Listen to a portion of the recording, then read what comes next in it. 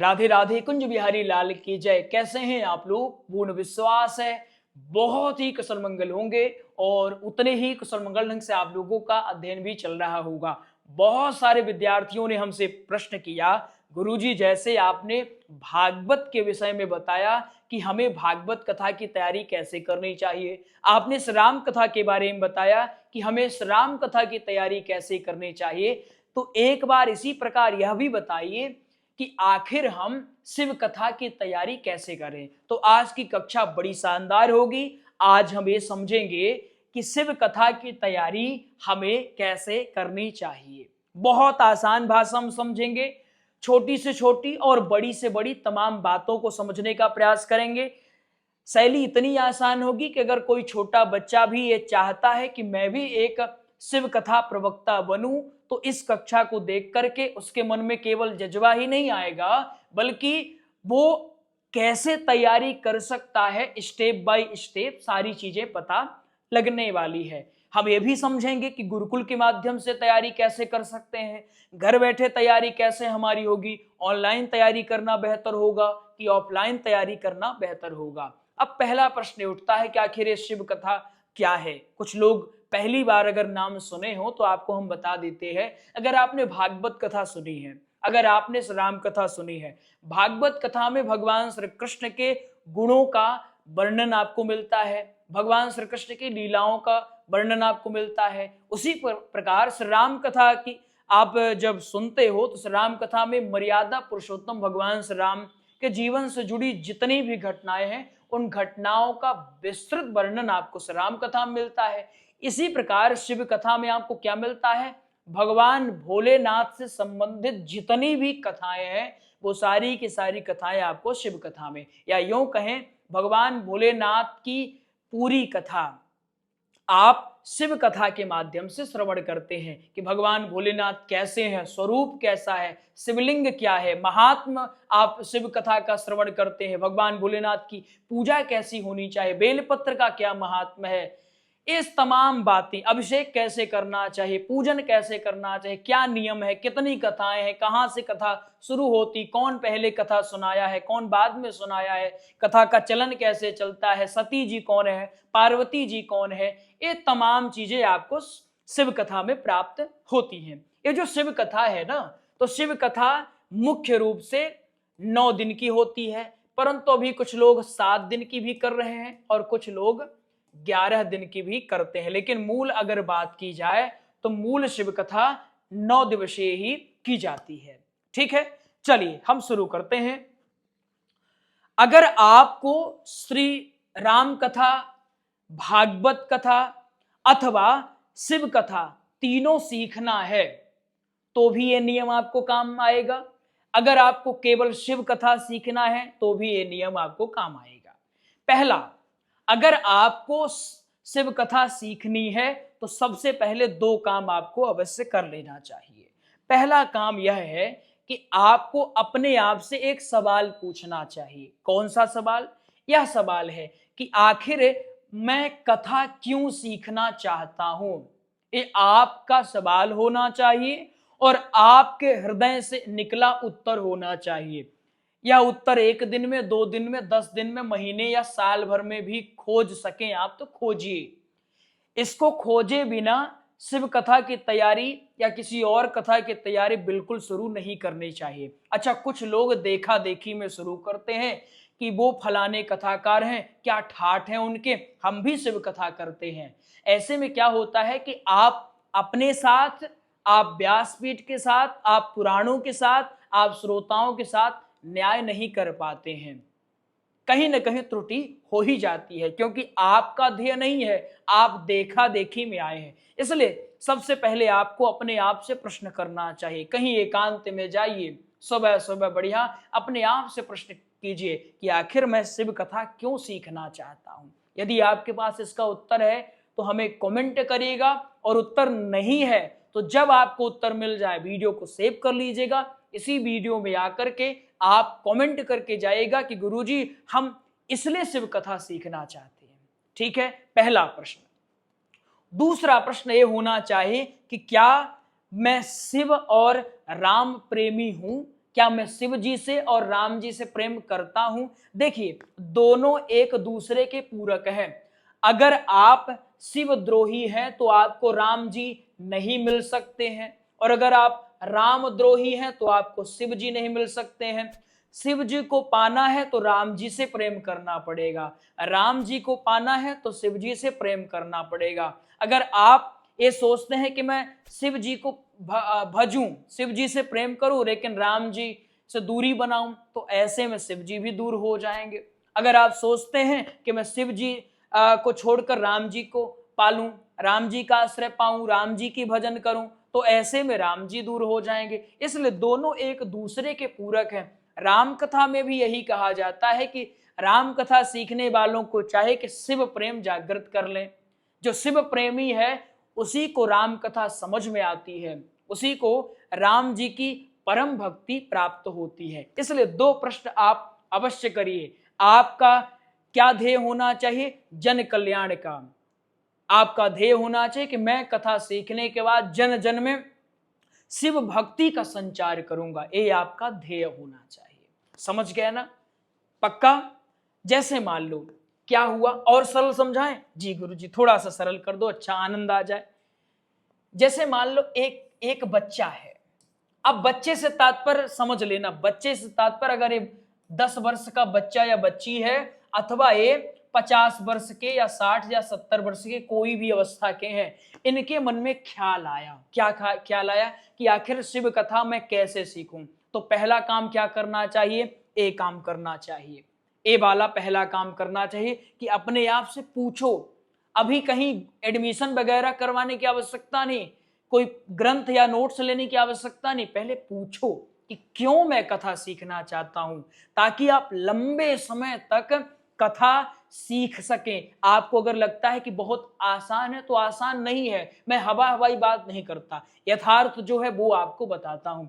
ऐसा अगर आपको लगता है कि बस आपने 2 श्लोक रटा, 2 प्रसंग रटे और हो गया काम, ऐसा नहीं है। वर्तमान का जो समय है, तो ऐसे वक्ताओं की मांग है जो वक्ता शिव कथा हो, भागवत हो, श्री राम कथा, देवी भागवत, कोई भी कथा हो, उसको अच्छे से अध्ययन करके आए, वो सुनाए, गूढ़ से गूढ़ बात को सुनाए। तो गूढ़ आपको तभी बात में समझ में आएगी। ये लंबी दौड़ है भाई साहब, 1 साल भी लगेगा, 2 साल, 4 साल, 10 साल भी लग जाता है। लंबी दौड़ है आपको। बहुत सारे हम बच्चों को जानते हैं, आज 8-9 वर्षों से तैयारी कर रहे हैं, अभी कहीं कोई उनको जानता ही नहीं है, अभी तैयारी उनकी चल रही है। ये लंबी दौड़ है। तो लंबी दौड़ में टिकने के लिए सबसे आवश्यक है कि आपको ये पता होना चाहिए कि आप तैयारी क्यों कर रहे हैं, ये काम क्यों कर रहे हैं। नहीं तो बाद में दिक्कत होगी, बाद में आप 1 महीने 2 महीने सीखने के बाद हताश हो जाएंगे। हम बच्चों को ऑनलाइन कक्षा देते हैं, कुछ बच्चे ध्येय नहीं होता फिर भी देखा देखी में आते हैं, 1 महीने क्लास किए, 2 महीने जब देखे बहुत श्लोक है, बहुत कथा याद करनी पड़ रही है, तो फिर धीरे धीरे वो किनारे होना शुरू हो जाते हैं और खूब दूरी हो जाती है। इसलिए कथा सीखने के पूर्व ये सवाल बहुत जरूरी है। उसके बाद कथा सीखने का तरीका क्या होना चाहिए? 2 तरीका है। पहला तरीका है कि आप गुरुकुल से सीख सकते हैं, अथवा दूसरा तरीका है कि आप घर से सीखेंगे। जो पहला तरीका है, जैसे आपके मन में इच्छा आया कि हम शिव कथा सीखें और आपने उत्तर भी जान लिया कि आपको शिव कथा क्यों सीखनी है, तो आपको क्या करना चाहिए? कोई भी अच्छा गुरुकुल आपको दिखे तो आप उस अच्छे गुरुकुल में एडमिशन करवा सकते हैं। आप वृंदावन में बहुत सारे ऐसे गुरुकुलम हैं जो आपको अच्छी तैयारी करवाते हैं। अपने कुंज विहारी गुरुकुलम में भी तैयारी होती है, तो आप ऑफलाइन डायरेक्ट जाकर के वहां तैयारी शुरू अपनी कर सकते हैं। वहां आपको सारी चीजें पढ़ाई जाती हैं, आपको अभ्यास करवाया जाता है, लिखवाया जाता है। तो एक सरल सा उपाय ये होता है। इसके साथ आप गुरुकुलम से नोट्स प्राप्त कर सकते हैं, उनके माध्यम से अध्ययन आप शुरू कर सकते हैं। कौन सा नोट्स होगा, कैसे पढ़ना है, ग्रंथ कौन सा लेना है, वो हम आपको आगे बताएंगे, परेशान मत हो। ठीक।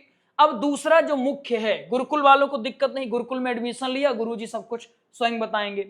लेकिन जो ये है कि हमको क्या करना है, हमको घर से सीखना है। तो घर से सीखने वालों के पास एक चुनौती ये आती है कि क्या आपके पास कोई ऐसा व्यक्ति है जो आपको गाइड कर सके? क्या आपके पास कोई ऐसा व्यक्ति है जो आपको ये बता सके कि श्लोक कैसे बोलना है, क्या आपके पास कोई ऐसा व्यक्ति है जानकार समझदार जो आपको ये बताए कि आप सही श्लोक बोल रहे हो कि गलत बोल रहे हो, सही प्रसंग बोल रहे हो कि गलत प्रसंग बोल रहे हो, आपका जो बॉडी लैंग्वेज है सही है कि गलत है, कहाँ त्रुटि है, कहाँ सुधार करना है, क्या आपको वो बता पाएगा?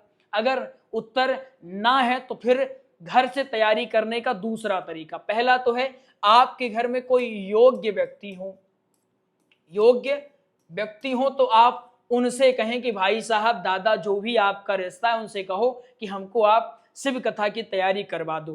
पिताजी प्रवक्ता हैं, चाचा जी प्रवक्ता हैं, आपके दादाजी प्रवक्ता हैं, कोई भी हैं, आस पड़ोस कोई भी ऐसे प्रवक्ता हैं शिव कथा के जो जानकार हैं, तो आप उनके सानिध्य में तैयारी शुरू कर सकते हैं। नहीं है या फिर कुछ ऐसे हैं कि उनको जानकारी तो है लेकिन बताना नहीं चाहते, सोचते हैं अगर इसको बताएंगे ये भी कहीं कथाकार न बन जाए, कहीं हमसे आगे न निकल जाए। उनको कौन बताए कि ज्ञान तभी बढ़ता है जब आप बांटो, लेकिन हो सकता है किसी की मानसिकता अलग हो, तो फिर ऐसे स्थिति में क्या करनी चाहिए, दूसरे तरीके को अपनाना चाहिए। अब आपको क्या करना चाहिए, आजकल व्यवस्था है ऑनलाइन क्लास की, किसकी, ऑनलाइन क्लास की व्यवस्था है।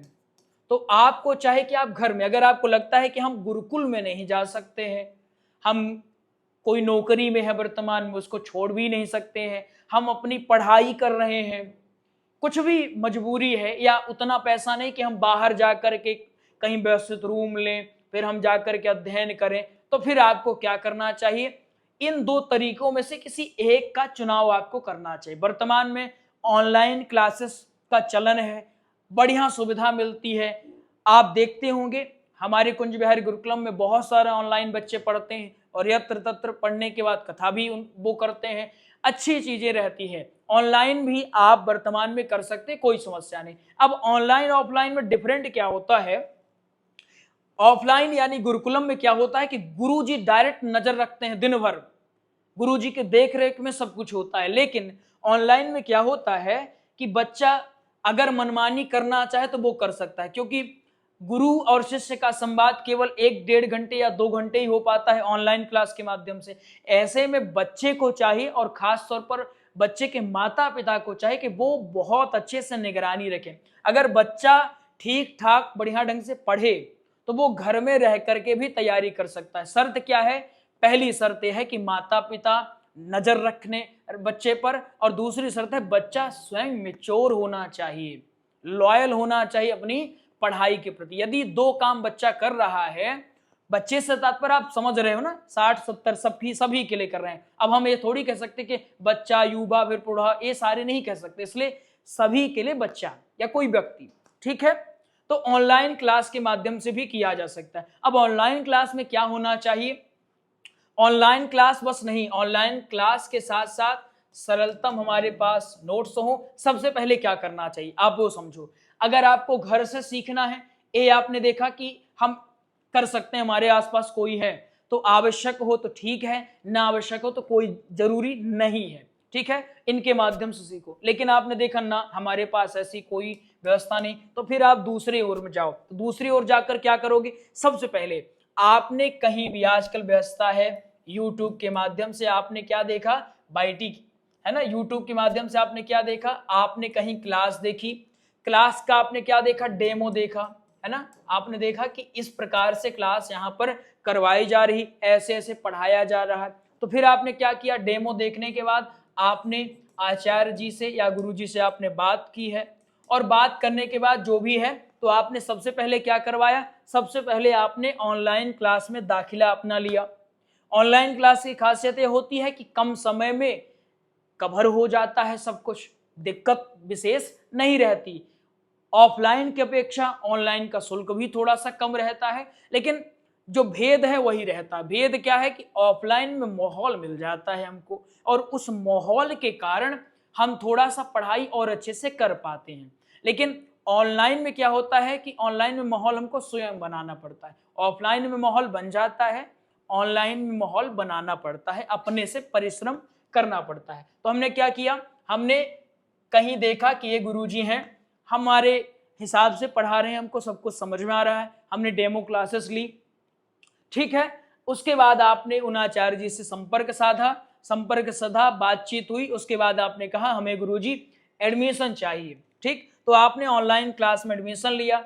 एडमिशन के साथ ही साथ आपको चाहिए कि वो सरलतम नोट्स आप अवश्य प्राप्त करें।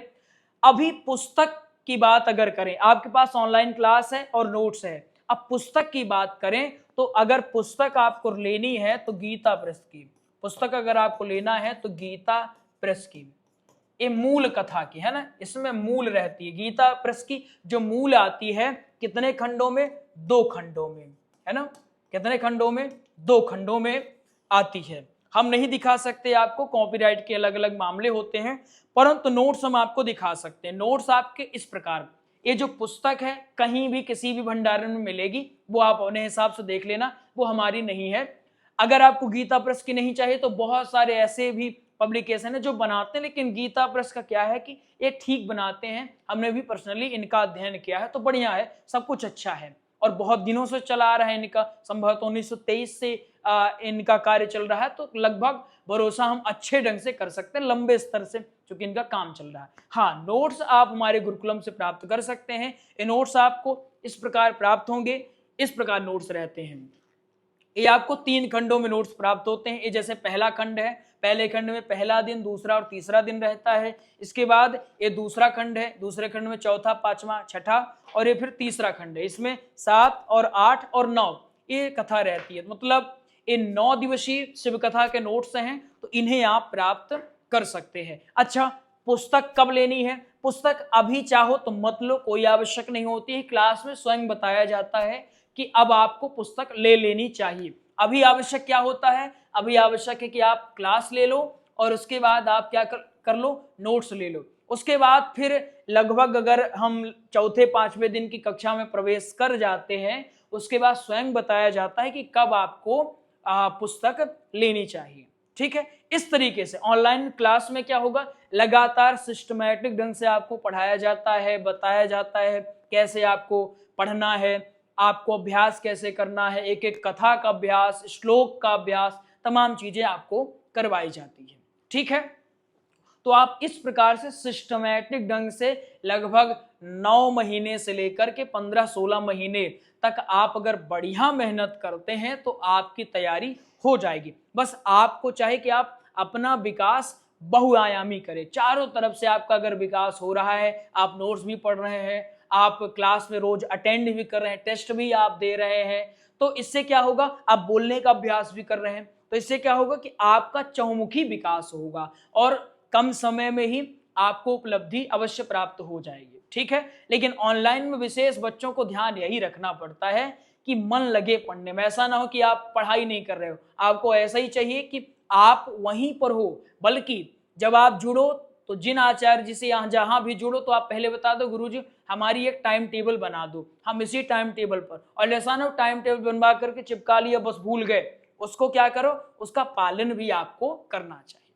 ठीक है, हमें पूर्ण विश्वास है कि आपको चीजें बहुत बेहतर ढंग से समझ में आई होगी। ना समझ में आए तो आप हमें बिल्कुल कमेंट कर सकते हैं। यदि आपको शिव महापुराण के सरलतम नोट्स अपने घर पे मंगाना है, आपको बेहतर ढंग से अध्ययन करना है, अथवा आपको शिव कथा की ऑनलाइन क्लास में एडमिशन लेकर के आपको बेहतर ढंग से तैयारी करनी है, तो आप दिए गए नंबरों में संपर्क कर सकते हैं और आप शिव कथा की बेहतर तैयारी कर सकते हैं। अच्छा, शिव कथा के साथ साथ आप भागवत कथा, राम कथा, हनुमंत कथा, इन सभी की भी तैयारी कर सकते हैं ऑनलाइन क्लास के माध्यम से। इन सब के नोट्स भी आप प्राप्त कर सकते हैं। मिलेंगे आपसे किसी और क्लास में। प्रसन्न रहिए सदैव, और अब आप अपनी तैयारी बढ़िया ढंग से शुरू कर सकते हैं। निसंकोच होकर के प्रश्न पूछेगा, कोई संकोच की आवश्यकता नहीं है। राधे राधे, कुंज बिहारी लाल की जय।